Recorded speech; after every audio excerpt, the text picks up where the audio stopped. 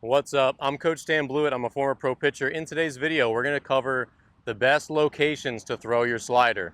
So if you've just learned how to throw a great slider and you're excited about, spin it in the zone, getting some punch outs, well, the location that you throw it to is going to matter a lot. So lots of times parents and players, they think my son's slider needs to improve. It's not very good. He can't get hitters out with it. A lot of times it's because of the locations that they throw it to or the lack of command that they have of the slider in general. Then the next step is this video, which is going to teach you again how to throw your slider depending on the count, where to throw it, and why it matters.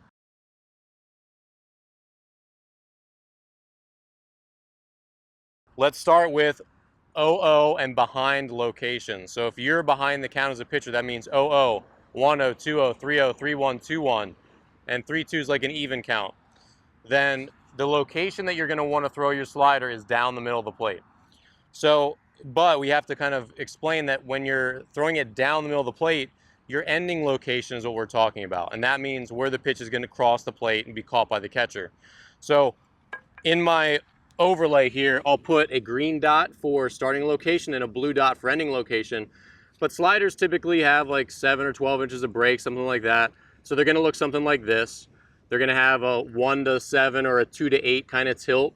And so if you want to throw your slider where it ends up down the middle, then you would need to start it effectively over here. So what you would do as a pitcher is you'd find your visual focal point, which means you're going to lock your eyes on a piece of the catcher's body, so probably like my left shoulder here, and that's where you're going to start your slider, knowing that if you start it there, that's the initial trajectory, the initial path that it flies, that when it does its 7 inches, 8 inches of break, it goes from initial trajectory to the end point that you want it. That's how you target it in. So when you're throwing your slider or a curveball, this works for them, both pitches just the same, you have to learn where your starting focal point is, where your starting point is.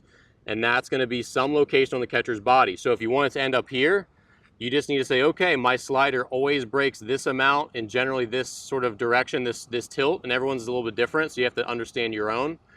So I know it's going to break like this, so therefore if I want to start here, I got to start it there. If I want to end it up here, I have to start it here. If I want it to end up here, I have to start it here. That's how you use your eyes to target your slider.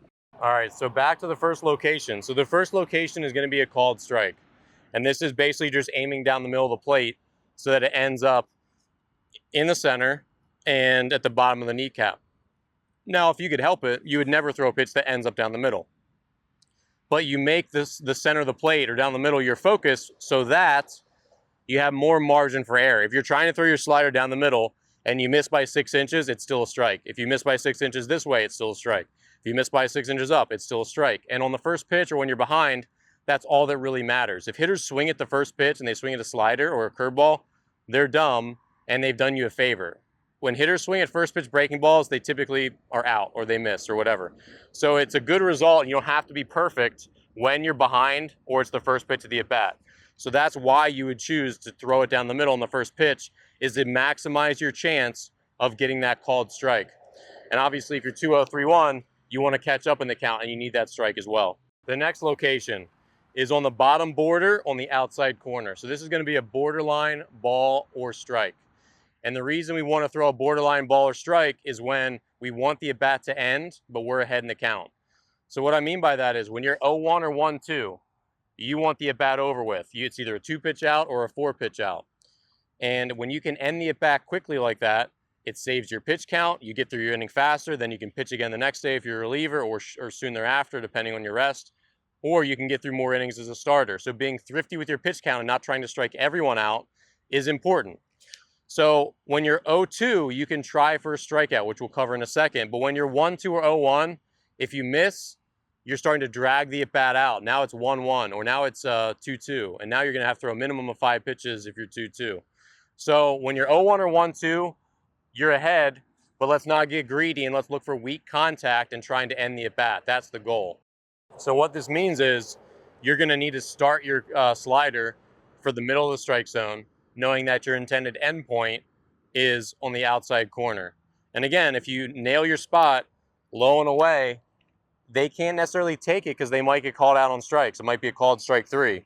And so because of that, they're going to probably swing most of the time, knowing that it's not going in the dirt or it's not way off the plate. And so when they put that slider in play, how often are they going to hit this very hard? Very infrequently. So they're probably going to bat a $150 against sliders thrown in that spot, if not lower. And so when you throw that 0-1 or 1-2 slider right here, 8.5 times out of 10, the at bat's over and you've gotten what you wanted. You got an out, right? So that's important to understand. The last location is a strikeout slider. So this is a little bit different than a curveball because you're not as much going to bounce your sliders as they might just go completely out of the strike zone because of your lateral break. So this depends a little more on the shape of your break. So I'll overlay two different types right here, one that's a little more lateral and one that's a little more up and down. Like Brad Lidge threw an amazing up and down slider that had a little more of this than that. And so because sliders don't have as much vertical break as a curveball does, you've got to pitch down the strike zone. I want to cover this before we finish up this last location. If you're always up in the zone with your slider or with your fastball, and then your sliders are always low, they're not going to look the same very often. So when you throw a slider, sure, you can elevate fastballs sometimes, but you have to kind of live and breathe pitching down in the zone because that's what's going to mask your slider.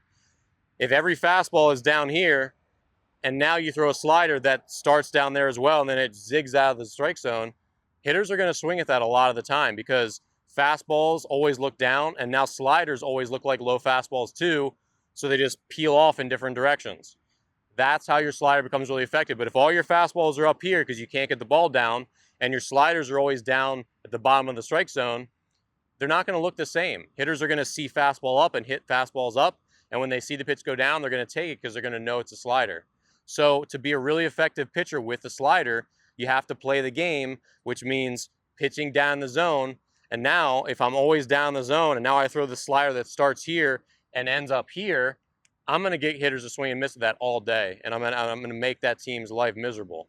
But again, if you're throwing your fastball up here, this is not going to look like this strikeout slider that's thrown down there.